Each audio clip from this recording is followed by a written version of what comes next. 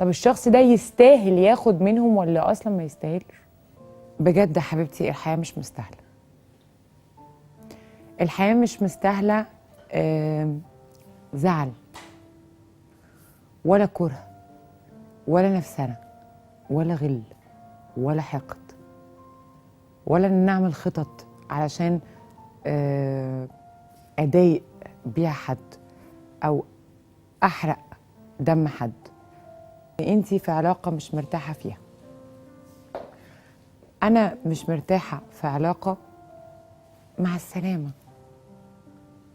ايا كانت العلاقه هي ايه، ايا كانت العلاقه هي ايه، يا نعاشر بالمعروف يا نفارق برضو بالمعروف.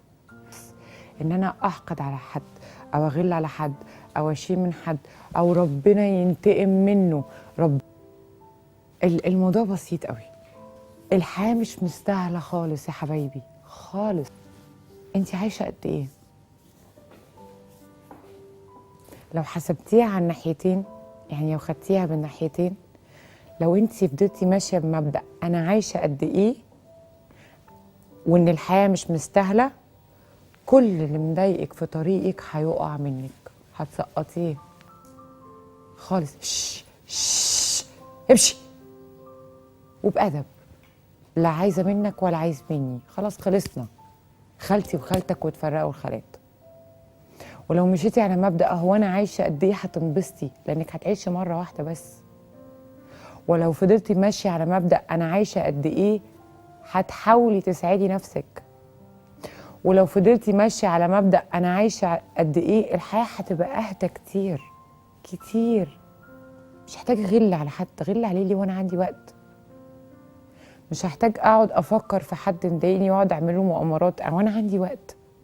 انا عايشه قد ايه؟ 20 سنه، 30 سنه، 40 سنه، انا عايشه قد ايه؟ الشخص ده هياخد منهم قد ايه؟ طب الشخص ده يستاهل ياخد منهم ولا اصلا ما يستاهلش؟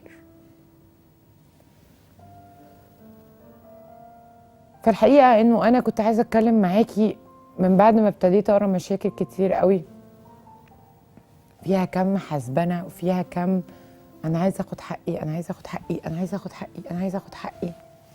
صدقيني يا حبيبتي انت مش هتعيشي كتير. فالايام اللي انت هتعيشيها عيشيها لنفسك، وعيشيها للناس اللي بتحبك والناس اللي فارقه معاها وجودك وسعادتك. اما الاشخاص اللي مستقلين بيكي، اللي بيضايقوكي في حياتك، اللي بيخونوكي، اللي بيهينوكي، اللي بيسرقوكي، اللي بيتكلموا عليكي في ورا ظهرك، موضوع بسيط، مع السلامة وخلصت. ليه؟ لأن انتي هتعيشي مرة واحدة بس. لكن أنا بعتبركم أهلي، مش بعتبركم جمهور ولا مشاهدين. بحبكم قد الدنيا وبحبكم قد العالم، وحشتوني جدا جدا جدا.